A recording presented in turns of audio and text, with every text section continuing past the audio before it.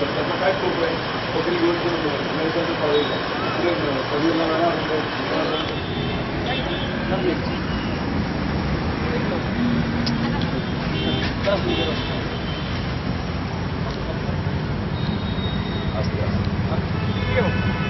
चलो thank you very much sir. Monday को करेंगे, मैं खुद ध्यान दूंगा। शुरू आ गए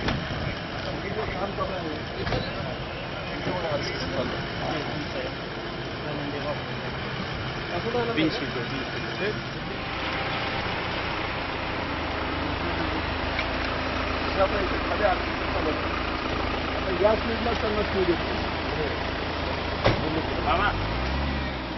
पाहिलं ते पाठीव पुढची सगळी आहे ती सगळी इलिगल आहे. इथून सगळे अगदी वरपर्यंत ही सांबारवाडी वगैरे आहे ना, तिथं पण आता अतिक्रमण नाही, इथं आता अतिक्रमण नाही, सगळी मोठी मोठी बांधकाम आहे. नाही हे आता काय लिगल आहे, आरसीसी चालू आहे. हे कोणाचं होतं ते आता आमदारमधून म्हटलं इथून जे सगळं चालू होतं ते सगळे होतं ना तिला प्रकृतीचं पण 1500-1600 स्क्वेअर फीट 1500 स्क्वेअर फीट तुम्ही ते 1500चे 2000 केलं असं जाऊ नये, पण ते 1500चं तरी असलं पाहिजे आणि त्याचा प्लॉट 1 एकरचा असला पाहिजे. इथं तुम्हाला थोडंसं बघायला पाहिजे, पुढं मोठी 3-3 मजले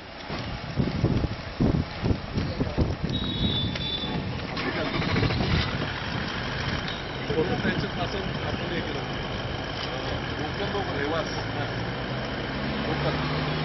रेसिडेन्शियल लोकल ते पुढे जाणार, रेसिडेन्शियल आउटसायडर्स पुण्याचा मुंबईचा ठाण्याचा कुठलाही माणूस बाहेर जायचं काही इथं इथला त्याचा सातारा नाही तर त्याने फक्त घरासाठी म्हणून घेतलेलं असेल ते सुद्धा किती मोठ्या प्रमाणात. दुसरं सगळ्यात महत्त्वाचं काय करायचं, कमर्शियल मोठी जी commercial instrumentation that is to be targeted. आणि लोकल जे असतील लोकलला आता सध्या नॉट टू टच कारण शेवटी पोटा पाण्यासाठी तुम्ही काय केलं असेल, कायदा सगळ्यांना सारखाच आहे पण तरी पण त्याची लीड वेगळी होती. त्याची लीड म्हणजे पोटा पाण्याची असेल विल टॅकल इट लास्ट. पण एकदम मोठे जे आहेत ना, आता सध्या मोठं एखादं काम चालू आहे ते आता थांबवलं नाही, पाडून टाकले. थांबवायचं नाही, डिमॉलिश. एक तुम्ही डिमॉलिश केलेलं काम असेल तर परत कोणी दुसरं त्या बाकी थांबवलं तर काय, आता जैसे ते कोर्टात गेले की तुम्ही काम चालू असणारं एखादं इमारत डिमॉलिश करता, त्याला मोकळं त्याला तर नोटीस ॲट कॉस्ट असं काहीतरी करून एखादं कार्यवाही आणि करताना सगळ्या मीडियाला बोलावून डिमॉलिश करते. काल तुम्हाला सांगतो PMRDA विदाऊट कंट्रोलच्या बाहेर गेले पुण्याच्या आजूबाजूला, पुणे मेट्रोपॉलिटनच्या बाजूला. परवा त्यांनी 4 दिवसापूर्वी नऱ्यामध्ये एक इमारत ग्राउंड प्लस 4ची इमारत कम्प्लीट फ्लॅट केली. 1-1.5 वर्षापूर्वी अशा 26 इमारती एका दिवसात भाड्याने सगळ्या मशीन वगैरे घेऊन कलेक्टरने पाडल्या. कंट्रोल झाला. हे तर एवढं महत्वाचं आहे, कंट्रोल होणं वर्ल्ड हेरिटेज त्याच्यामुळे याच्यावर येणे फक्त एक वर्ल्ड हेरिटेज असताना जो आमचा स्थानिक जो शेतकरी वगैरे आहे ना, म्हणजे वर्ल्ड हेरिटेज सांभाळताना आपल्या माणसाला मारायचं हे पुढे होणार नाही, त्याला मार्ग काढू आपण काय कसं करायचं. त्यामुळे इथले स्थानिक शेतकरी आहेत त्यांच्यासाठी थोडंसं रियायत आपल्याला ठेवली पाहिजे. कमर्शियल एक्सप्लॉयटेशन जे आहे, हॉटेल बनवलं आहे, रेसिडेन्शियल आहे, 10,000 तेच 90% आहे सर इथं. Commercial exploitation is 90% here. त्याच्यावर ऍक्शन कडक करा.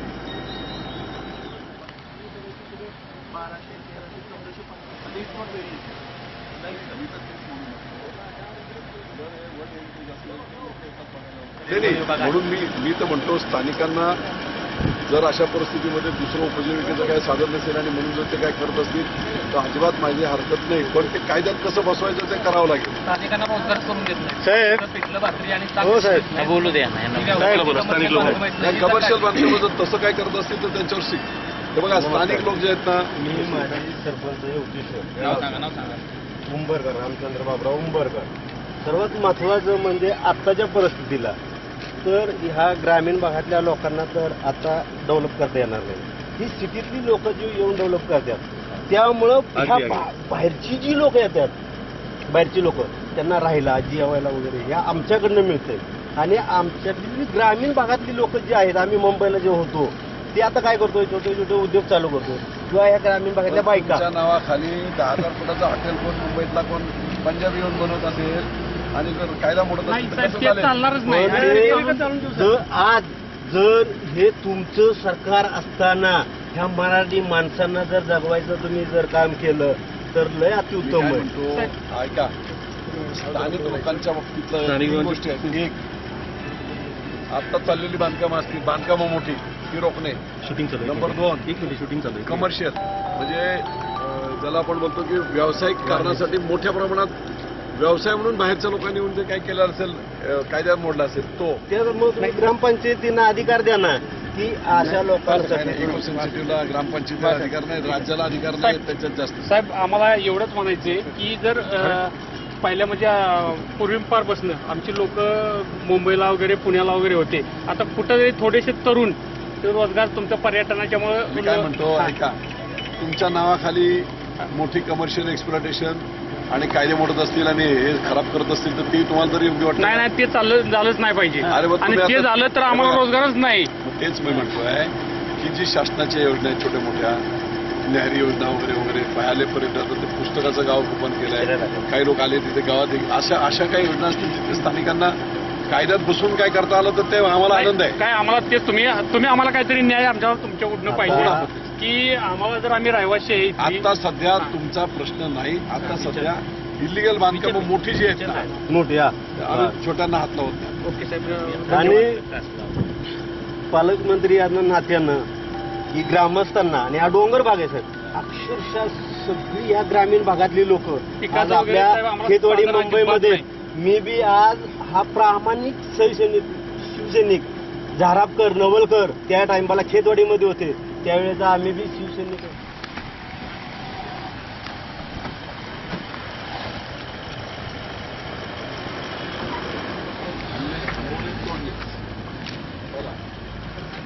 नंबर 2, मोठी कमर्शियल एक्सप्लॉटेशन.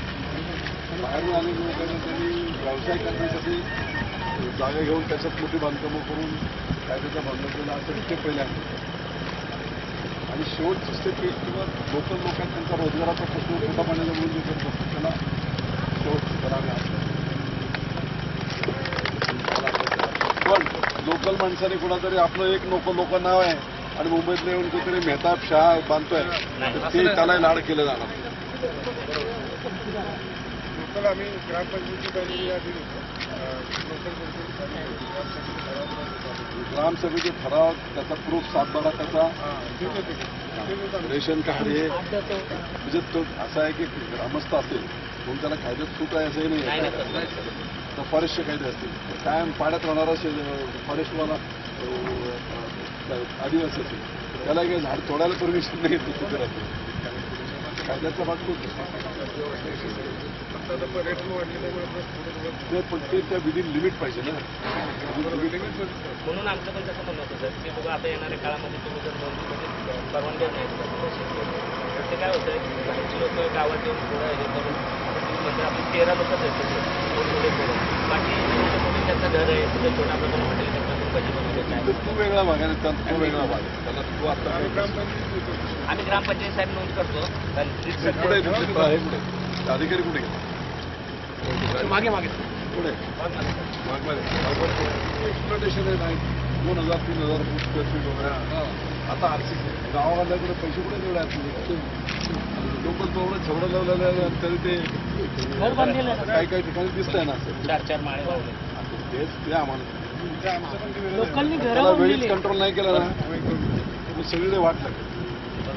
वेळीच जर कंट्रोल नाही झालं काय तर करतो आमच्या सगळ्या ग्रामपंचायत आहेत ना, ग्रामपंचायतीच्या ग्रामसभा वगैरे जे ठराव देतो आमची लोकल कुठले लोक आहेत ते तर आम्ही ग्रामपंचायत सगळ्याचे ठराव देतो. नावं लोकल आहेत की ते चेक करतील ना. आम्ही नावं देतो. तुम्ही तुमचे सपोर्ट डॉक्युमेंट द्या थोडेसे. बाकीचं नाही तर मग शासकीय लेवलवर आम्ही चेक करू ना. हो चालेल ते ग्रामसभेचा ठराव पण एक लक्षात घ्या इथून पुढे आता नाही इथून पुढे नाही आता जी बांधकामं चालू आहेत ना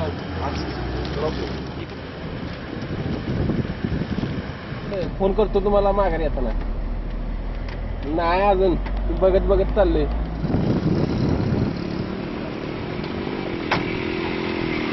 कोण आहे? इथली जानवडे गाव असं एवढं मोठं हॉटेल बांधायचं तुम्हीच परमिशन ग्रामस्थ आहे म्हणून एवढं नाही करता येणार थोडं एवढं किंवा चहा विक्री अमुक तमुक छोटे मोठे केलं ठीक आहे एवढं मोठं तुम्ही करायला गेलं कुठे गेलं माने गावचं असेल तर एवढं प्रोफेशनल पद्धतीने तुम्ही इलिगल नाही करू शकत ना ग्रामस्थ मोठे मोठे हा? स्थानिकांची बांधकामं नाही कोणाची असेल तर एवढी मोठी गावकरी एवढं मोठं करू शकत नाही. कोण आहे ते एक डिमॉलिश झालं ना एवढं मोठं झालं ते बरोबर चालतं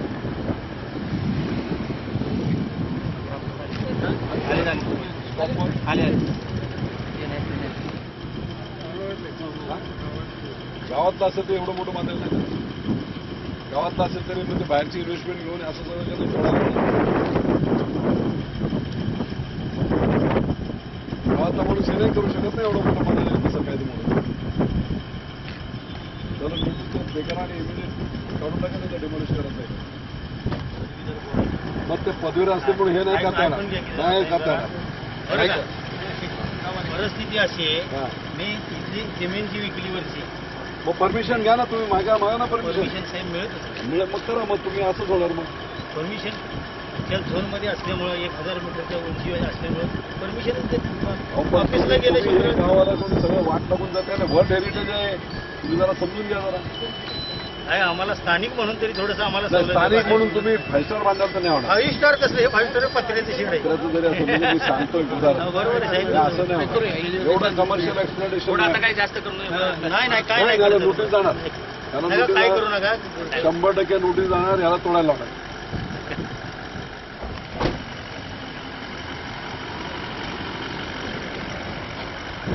illegal आहे. हा? कोणाचं आहे? उपर. काय त्याचा बंगला आहे रेसिडेन्शियल बंगला आहे ना अच्छा ठीक आहे हे नाही म्हणजे कमर्शियल नाही कमर्शियल नाही नाही काही ते नाही.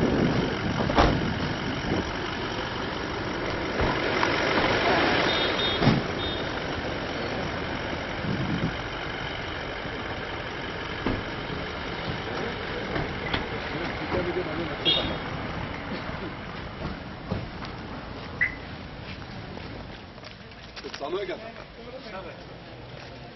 कोण आहे त्याचं मॅनेजर कोण असेल तर बोलवलं हे बाकीचे लोक कोणी आत येऊ नका फक्त अधिकारी येऊ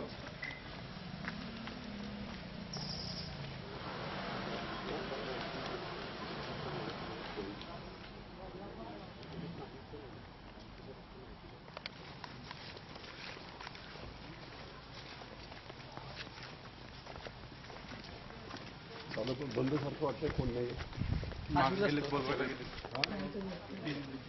प्रताप शिंदे का शिल्पा शिंदे का हो हे का मग रामाचं एसपीचे वाणिज्य राहुलशी तत्व जरा हा? हो.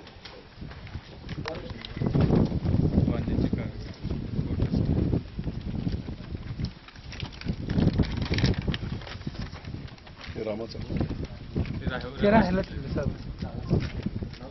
पण हे रिसॉर्ट आहे ना हे हो या सगळ्या केसेस जैसे ते लिगल डिपार्टमेंटला रेफर करा मुंबईला सुद्धा हा? मी तिथे लॉ अँड ज्युडिशियल सुद्धा बोलतो त्याच्यावर कोणी लक्ष देत नाही स्टे दिला जाऊ दे कोणी मग आपला कोणी लक्ष देत म्हणून हे सगळं चाललेलं अलग लक्षात तुमचा काय फॉलोअप आहे ते आपलं जिल्हा प्रशासनाचं पण जबाबदार आहे कोणाची जबाबदारी आहे आज मला मीटिंगमध्ये रणजित नाही आता सातारला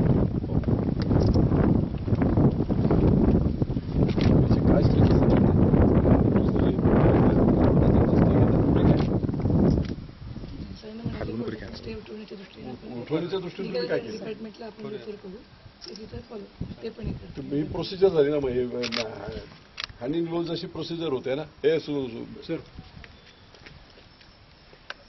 करायचं स्टे घ्यायचा आणि लिगल करून टाकायचं असं झालं ना ते याचा अर्थ प्रशासन बरोबर आहे असं त्याचा चित्र दिसतं जैसे ते स्टेटस को नंतर तो उठण्यासाठी काय केलं तुम्ही वर्ल्ड हेरिटेज आहे, हे आहे, त्याच्यामध्ये सगळ्या हे करून पेपर्स वगैरे दिले. एका दिवसात ऑर्डर करून टाकतील कोर्ट.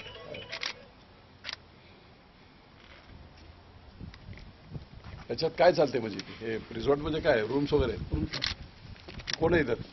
तूच आहे काय? किती रूम आहे त्याच्यात? 2 रूम आहेत. फक्त 2 आणि बंगलो टाईप आणि किचन बिचन काय किचन वगैरे खाली?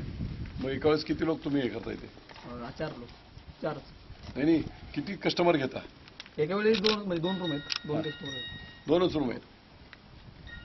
आणि जेवण बिवण जेवण आहे किचन वगैरे आहे. दारू बिरू सगळं मिळते का? नाही दारू अरे असं कसं होईल? नाही एवढ्या थंड हवेच्या ठिकाणी दारू नाही म्हणजे हा? चालू नाही तसं काही चालू नाही. ते चालत असणार आहे. आता 500 मीटर मध्ये बसत नाही, पण ते पण चालू करतील. ते हो, काच तसं उघडून वेगळं आहे दाखव. त्याच्यामध्ये. हा? उघडून दाखव. उघडून दाखव.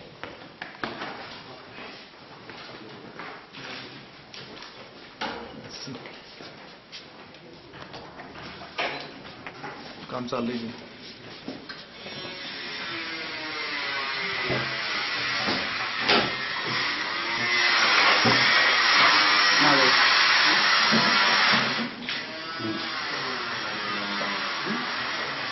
काय सगळं प्लॉटिंग झालेलं आहे. हा?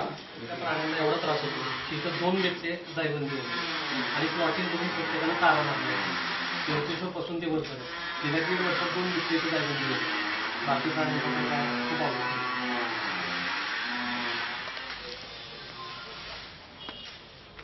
हे वाढत जाणार आहे. प्लॉटिंगच झालेलं आहे ना.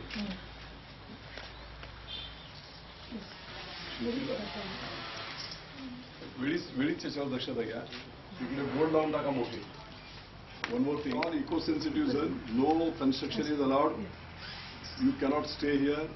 आणि ते निवासी घर बांधू शकत नाही, हॉटेल करू शकत नाही. करणाऱ्या त्याच्या असं हे झालं तर कायदेशीर कारवाई केल्या जातील असे मोठे मोठे बोर्ड. आता मुंबईतून कोण माणूस आला इथे त्याला जागा मिळते. हा बंगला पाहिल्यावर तो बोले अच्छा आहे मी फसतात लोक फसतायत. काय पीए महाराज पी आहात ना उदयनराजेंची? अरे काय नाही सांगताय. शिवसैनिक आहे. बरं ते बरोबर आहे काय असे प्लॉटिंग केलेले? काल सातारा जी पाईपलाईन आहे त्या पाईपलाईन मधून सगळ्यात पाणी महत्त्वाचं. सगळ्यांनी घेतलं. सगळ्यात महत्त्वाचं जी सातारला पाणी पुरवठा जातो पाईपलाईन ती बंदिस्त आहे. तर त्यांनी त्याला direct पाणी पोल पाडले. पोल पाडून येऊन घ्या. तो एक सर्वे करा. कुठे गेले ते इथले स्थानिक शिव आहेत ना सर, नगरपालिकेचे शिव आहेत. शिव कुठे? शिव नगरपालिकेची तुमची लाईन जाते ना, त्या लाईन मध्ये खेड्यांना काय पाणी दिलं असेल सोडा, पण कमर्शियलला जे असतील, आता हे कमर्शियल आहे, त्याचा सगळा सर्वे एकत्र सर्वे करा, किती टॅपिंग झालंय काय झालंय, आणि मग त्याच्यातून मग ठरवू काय करायचं. आता उंचावर गाव आहे, त्या लोकांना जो त्या पाणी खेड्यातली जी माणसं आहेत त्यांना पाणी दिलं, 18 ठिकाणी दिलेलं दॅट इज एकदम करेक्ट. काय अडचण नाही जे रिसॉर्ट्स आहेत व्यावसायिक कमर्शियल ते जे पाणी सोडलं जातं प्रकृती आणि सोर्गेन पासून ते पुढे जी सगळी अख्खी पाईपलाईन आहे त्यांना सगळीकडे फिट केलं त्यांनी तिथं पाणी सोडलं. सर आपण कनेक्शन आता 18 ठिकाणी ऑफिशियल आहे, 100 ठिकाणी जी अनऑफिशियल त्याचा सर्वे आहे का तुमच्याकडे? सर केलेलं आहे सर. किती आहे? इलिगल 12-13 कनेक्शन आहे. बस जास्त असतील नाही. 28 कनेक्शन गेल्या वर्षी मीच दिलेलं आहे. हा 28 कनेक्शन जे आहे तिथले जे व्यावसायिक वापर करतात ते मीच साहेबांना दिलेलं आहे. जे कासपासून सातारपर्यंत डायरेक्ट पाईपला होईल कनेक्शन आहे. ऍक्शन ताबडतोब नोटीस लावा त्यांना. तुम्ही बघा काय होतं. बोलणारच नाही ग्रामस्थ असं बोलणार. अरे आत्ता तुम्ही चर्चा ज्या चालल्या ते मला एकाने सांगितलं. तुम्ही सांगितलं सर. अजिबात बोलणार ना, आमची माणसं लय नंबर आहेत. काय म्हणतो तुमचं सॉफ्ट कॉर्नर याचा अर्थ तुमच्याबद्दल सॉफ्ट कॉर्नर अजिबात नाही. त्याचा अर्थ हा नव्हे. आम्ही आता रात्री मीटिंग होईल आमची. आमचं असं ठरवलं आपण बांधकाम म्हणून ना आम्ही पहिले कळवणार. सगळे आमची फाणी झाली कोणी करायचं तसं मुळीच होणार.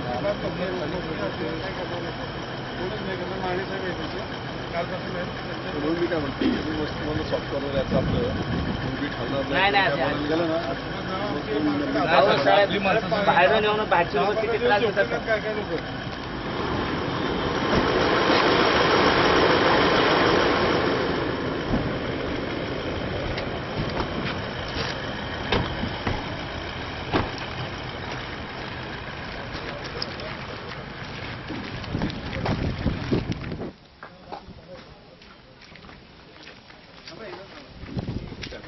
कस्टमर आहेत ना. जरा यार इकडे जरा शूटिंग होईल.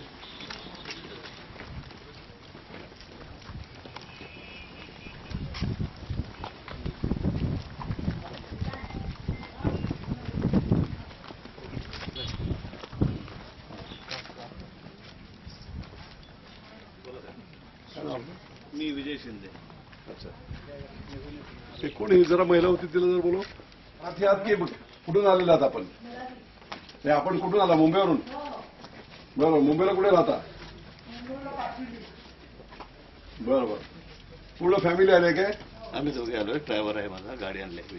अच्छा अच्छा, बरोबर. अच्छा, तुम्ही दोघे मी नेटवर्क बघत होतो बाहेर. तुमची मिसेस. बरोबर. असं म्हणजे हे कमर्शियल चाललंय. आम्हाला काय कशासाठी तुम्ही मागाशी मी बघत नाही, काय झालंय, हा संपूर्ण एरिया हा इको सेन्सिटिव्ह झोन आहे. अच्छा. याच्यात बांधकामाला परमिशन आहे. वर्ल्ड हेरिटेज आहे, जागतिक हेरिटेज. आणि याच्यामध्ये हे असं एक्सप्लॉयटेशन बाहेरचे लोक येऊन करतात, काय काय हे करतात, लोक येतात फिरायला. तो हे अलाउड नाही आहे. अच्छा. त्याच्यामुळे त्याचा संपूर्ण सर्वे वाढत चाललाय. कोणाचं आहे? काय नाव तुझं?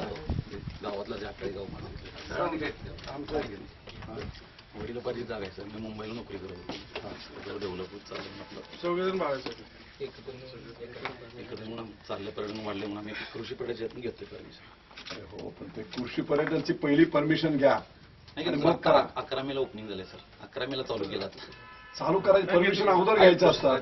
परमिशन नंतर घेत नाहीत बांधकाम केल्यावर.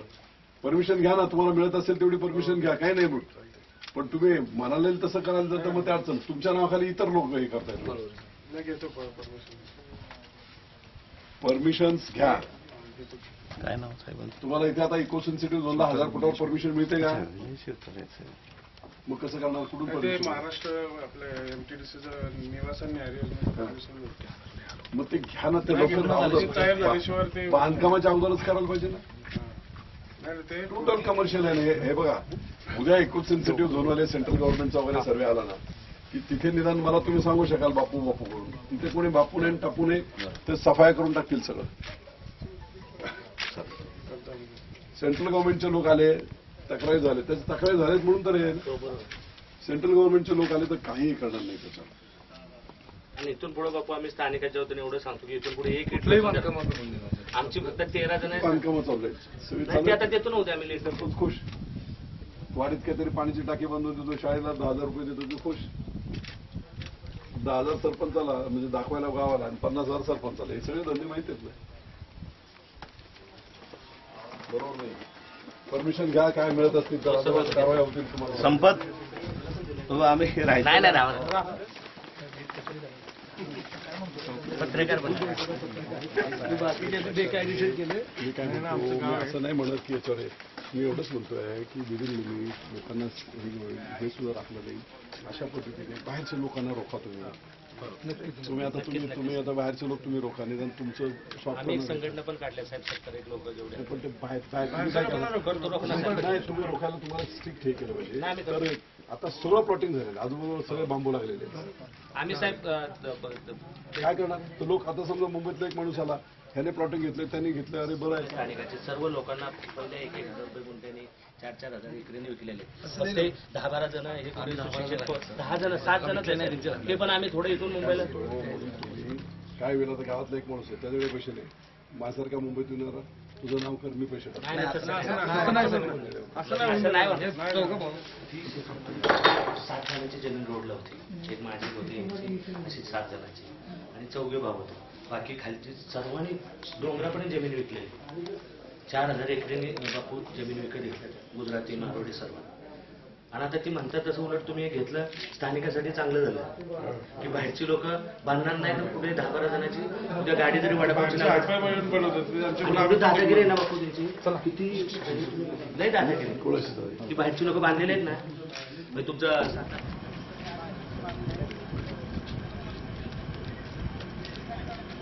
कनेरी मठ आहे ना, त्या मठात एक घर बांधलेले लाकडाचे. क्वालिटी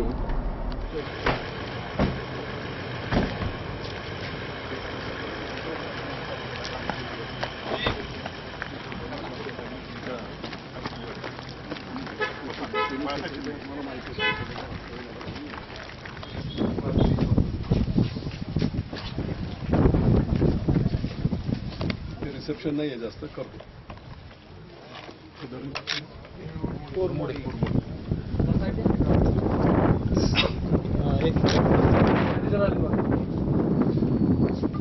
हॅलो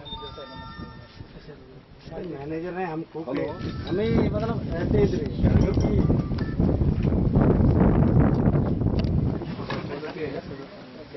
बरं बरं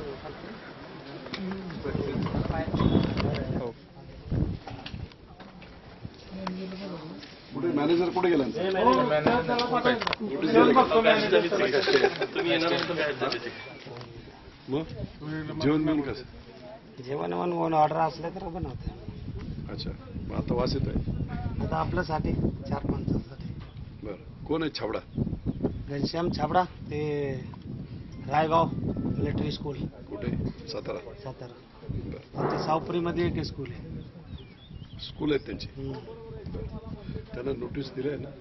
हां नोटीस द्या आणि याची कारवाई करा. चला त्यामुळे हे तुम्ही ग्रामपंचायत ऐका ना लिगल डिपार्टमेंटला विचारून घ्या आणि स्वतःहून तुम्ही काढा. अदरवाईज 15 दिवसाच्या नंतर आम्ही तोडून टाकू. तुम्ही स्वतःहून काढा. नाही काढलं तर 15 दिवसामध्ये कारवाई केली असं आहे. आणि एमटीडीसीचं काय ते जरा बघूया. हे लोकशाहीत बसत नाही हो. म्हणजे शिली ठोकाय पाहिजे. हो सिलेक्ट ठोकली पाहिजे ते.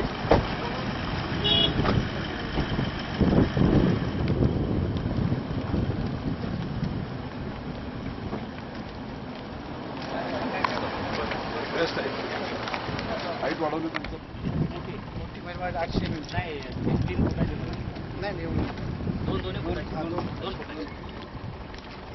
अजिबात मोटर नाही डायरेक्ट वर्षाला वर्ष ब्रिटिश कॉलनी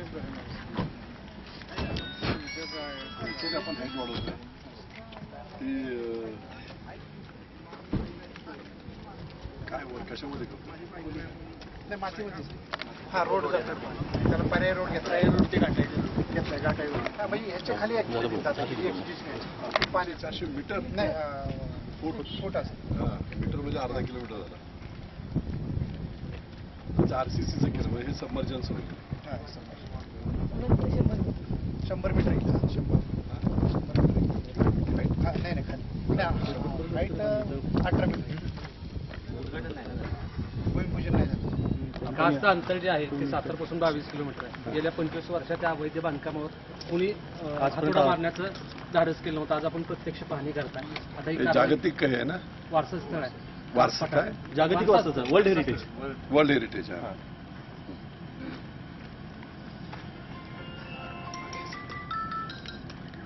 प्रश्न काय विचार? हा सर आज आपण पाहणी केलेली आहे.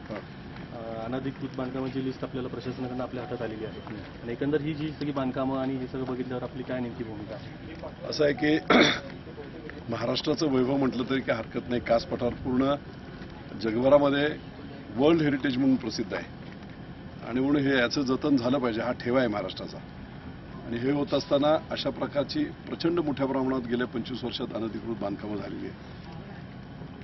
काही गोष्टी अशाही लक्षात आल्या की स्थानिक काही लोक आहेत त्यांची रोजीरोटीचे जे पर्यटक येत आहेत त्यांना जी काही फॅसिलिटी बेसिक फॅसिलिटी लागते न्याहारी वगैरे याच्यासाठीची काही गोष्टी असतील तर ठीक आहे. परंतु त्याच्याही पुढे कायद्यात तेही मंजूर नाही. परंतु त्याच्याही पुढे जाऊन काही मुंबई पुण्यातील मोठ्या मोठ्या इन्व्हेस्टर्सने येऊन मोठमोठी बांधकामं इथे केली आहेत बेकायदेशीर. तर ते खूप घातक आहेत. आणि आता मी येताना संपूर्ण पाहिलं बऱ्याच ठिकाणी आरसीसीची नवीन कामं चालू आहेत. बऱ्याच ठिकाणी प्लॉटिंग झालेलं आहे. बाजूला फेन्सिंग वायर वगैरे लावलेले आहेत. म्हणजे कदाचित अशी भीती आहे की वेळीच याच्यावर जर लक्ष दिलं नाही तर हायवेच्या आजूबाजूला असणारी 1.5 किलोमीटरमधली जी काही परमिट रूम दारू हे सगळं बंद झालं आहे ते कदाचित त्याचं रान इकडे फोपावू शकते. निसर्गरम्य परिसर आहे. दोन्ही बाजूला व्हॅलीमध्ये धरणं आहेत आणि त्यामुळे अतिशय चुकीचं असं काम इकडे झालं आहे. गेलं मला खंत वाटते की गेले 10-20 वर्षामध्ये याच्यावर खरं म्हटलं तर लक्ष द्यायला पाहिजे होतं. परंतु हरकत नाही. निदान आता प्रशासनाला मी पूर्णपणे सूचना दिलेली आहे. वर्ल्ड हेरिटेज असल्यामुळे जर काही अतिशय ग्रॉस व्हायोलेशन मोठी असणारी जी काही बांधकाम आहेत त्याच्या संदर्भातल्या माहिती त्या संबंधित विभागांना सुद्धा द्या. म्हणजे राज्य शासन त्याचप्रमाणे केंद्र शासन जे आहे जेव्हा वर्ल्ड हेरिटेज आपण डिक्लेअर करतो त्यावेळेस त्याचं संवर्धन करणं हे राज्य शासनाचे त्याचबरोबर काही कायदे केंद्र सरकारचे असू दे तर या कायद्याअंतर्गत जी काय अशी मोठी कमर्शियल एक्सप्लॉयटेशन झालेली आहे, वाणिज्यिक प्रकारची जी बांधकामं वगैरे होऊन त्याच्यातून व्यवसाय करण्याचा जो उद्योग झालाय, तर त्या संदर्भामध्ये वेळीच लक्ष नाही घातलं तर हा संपूर्ण परिसर उद्ध्वस्त होईल असं चित्र आहे. आणि म्हणून मी आज जिल्हाधिकारी असतील, प्रांत असतील, संबंधित तहसीलदार असतील, RDC असतील, या सर्वच लोकांबरोबर, सर्व अधिकाऱ्यांबरोबर ही पाहणी केली आणि काही सूचना त्यांना अशा केल्या की जी बांधकामं आता सध्या सुरू आहेत ती ताबडतोब स्टॉप झाली पाहिजेत, ती पुढे वाढलीच नाही पाहिजे. सगळ्यांना स्टॉप वर्क नोटिसा किंवा ताबडतोब त्यांच्यावर कारवाई करणे अशा प्रकारचं कायदेशीर भाग तपासून त्याच्यामध्ये करा. दुसरा जो प्रकार आहे की कमर्शियल एक्सप्लॉयटेशन मोठ्या प्रमाणात ज्यांनी केलेत, वाणिज्यिक प्रकारचे मोठे प्रकार ज्यांनी केलेत हॉटेल्स वगैरे, तर त्यांना नोटिसावर देऊन कायदेशीर बाबींची पूर्तता करून त्यांच्यावर कारवाई त्वरित करा. तिसरा शेवटचा जो भाग आहे की आपल्या अर्थार्जनासाठी, पोटा पाण्यासाठी इथला बरेच स्थानिक जो गावकरी होता तो मुंबई पुण्यामध्ये नोकऱ्या करत होता वगैरे, इथे काय तशी शेतीचं मोठं उत्पन्न नाही. मुंबई पुण्यातले नोकऱ्या गेल्यामुळे मला आज जी काही मला माहिती मिळाली, तरुण मुलं आहेत, इंजिनियर झालेली आहेत, त्यांना नोकऱ्या मिळालेल्या नाहीत आणि अशी काही जी मंडळी आहेत ती इथे येऊन छोटा मोठा हा व्यवसाय करतात, तो चरितार्थ चालवण्यासाठी, कुटुंब चालवण्यासाठी. कायद्यात त्याला सुद्धा मंजुरी जरी नसेल तरी त्या बाबतीत काही ना काहीतरी पर्याय काय निघू शकेल, कारण येणारे पर्यटक असतील तर त्यांना निदान चहा पाणी तर मिळालं पाहिजे, ही बेसिक गरज आहे. आणि म्हणून मग ते कायद्याअंतर्गत त्याला सूचना काय काय राज्य शासनाच्या माध्यमातून केंद्र शासन यांच्याशी काय चर्चा करून त्याच्यात जर काय तसा प्रोव्हिजन या लोकांसाठी करता आली किंवा काय प्रोव्हिजन त्याच्यामध्ये, काय प्रावधान त्याच्यामध्ये, याचा अभ्यास करून त्यांना जे निव्वळ पोटा पाण्यासाठी ज्या लोकांचं आहे तर त्या लोकांचा विचार थोडासा करणं स्थानिक हा प्रशासनाची माझी गरज ती मला ती वाटते. आणि म्हणून त्या बाबतीत विचार केला जाईल. पण हा लॉंग प्रोसेस आहे, मोठी प्रक्रिया आहे. बऱ्याच ठिकाणी मी पाहिलंय की काही वेळा नोटिसा दिल्या आहेत, 2015ला दिल्या आहेत, 2008ला दिल्या आहेत, नोटिसा द्यायचं आणि त्याने कोर्टात जायचं, कोर्टात जैसे ते करायचं, स्टेटस घ्यायचं आणि जी परमिशन मिळत नाही ती इलिगलरित्या परमिशन मिळाली असंच झालं. कोर्टाने स्टे दिला व कोर्टाचा स्टे दिल्यानंतर हे बांधकाम पाडण्यासाठी जी प्रशासनाकडून आवश्यक कारवाई पुढे व्हायला पाहिजे होती ती दुर्दैवाने झालेली नाही. आणि म्हणून मी जिल्हाधिकाऱ्यांना आणि सर्वांना हे दिलेलं आहे की ज्या जैसे ते आहेत, स्टेटस कोर्टाने जो दिलेला आहे तिथे सरकारची बाजू मांडून, इको सेन्सिटिव्ह वर्ल्ड हेरिटेज संपूर्ण हा भाग आहे, या बाबतीतली बाजू मांडून जर कोर्टापुढे जर व्यवस्थित मांडलं गेलं तर कोर्ट स्वतःच हे कडक आहेत की इलिगल बांधकामं किंवा अशा प्रकारच्याला ते हे देणार नाही. आणि म्हणून कायदेशीररित्या अशा प्रकारचे स्टे उठवणे, स्टे घ्यायला गेलेला कोण शेतकरी नाही आहे, कोण सर्वसामान्य, स्टे घ्यायला गेलेले सगळे धनदांडगेच आहे. त्यामुळे त्यांचे स्टे उठवणे, त्यांच्यावर कारवाई करणे. आता हे दिसतंय मला एवढं मोठं कमर्शियल पाठीमागे सगळं रूम्स वगैरे केलेले आहेत, तर हे अशा प्रकारची कारवाई. मी तर असं त्यांना म्हटलंय किंवा तुम्ही एक काढून टाका म्हणून नोटीस द्या, कायदेशीर तुम्हाला कुठच्याही परमिशन इथे परमिशन मिळू शकत नाहीत आणि मग केलेलं बांधकाम हे पूर्णपणे इलिगल आहे. दाखवतात एमटी लिस्टचं महाराष्ट्र पर्यटन विकास महामंडळाचं निवासी न्याहारी शाखा, तर निवासी न्याहारी शाखामध्ये झोपडी बिपडी ठीक आहे, तुम्ही RCC करून एअर कंडिशन लावलेले आहेत, असं जर व्हायोलेशन असेल तर काढून टाका. हे सगळं अशा प्रकारच्या नोटिसा द्यायला लावणार नाही तर 15-20 दिवसामध्ये शासन तुमच्या कॉस्टवर याच्यावर कारवाई करेल, डिमॉलिश करेल. निदान या कासपठारावरचं पुढचं संपूर्ण बांधकाम आणि इलिगल काम थोपवायचं असेल, कमर्शियल एक्सप्लॉयटेशन थांबवायचं असेल तर आपल्याला एखादी तरी कारवाई करावी लागेल. आणि कायद्यात बसवून कायद्याचा संपूर्ण ड्यू प्रोसेस ऑफ लॉ अभ्यास करून मी तर प्रशासनाला सांगितलंय जे तुमच्या कायद्याच्या कक्षेच्या बाहेर आहे जिल्हाधिकारी त्याच्या बाबतीतलं मार्गदर्शन स्टेट गव्हर्नमेंटला मागवा. स्टेट गव्हर्नमेंटला जर काय वाटलं तर ते केंद्र सरकारकडून मागवतील, पण वेळीच हे थांबवलं पाहिजे. नाहीतर कास पठार हे वर्ल्ड हेरिटेज नामशेष होण्याची भीती आहे. काही ठिकाणी आता सर्व रस्त्याने मी पाहिलं प्लॉटिंग झालेलं आहे, तारा मारलेले.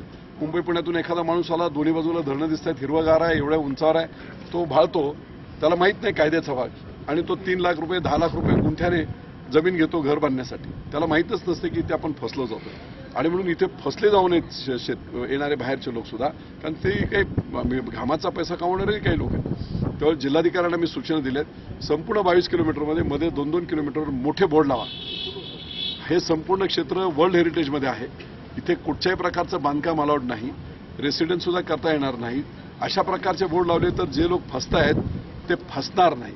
दलाल लोक जे बोलतायत की 3 लाख 5 लाख 10 लाख रुपये गुंठ्याने जागा 2 गुंठे मिळाली, 2000 स्क्वेअर फीट आपला बंगला तयार झाला, ही जी माणसाची एक स्वप्न आहे, त्या स्वप्नात जाऊन फसतायत कुठेतरी, ते फसणार नाहीत. आणि म्हणून संपूर्ण एरियामध्ये, संपूर्ण रोडच्या आजूबाजूने अशा प्रकारचे मोठे शासकीय बोर्ड, जिल्हाधिकाऱ्यांच्या मार्फत बोर्ड, जिल्हाधिकाऱ्यांच्या हुकुमानुसार वगैरे असं टाकून असे बोर्ड लावले जातील जेणेकरून कमर्शियल एक्सप्लॉयटेशन होणार नाही, लोक फसणार नाही.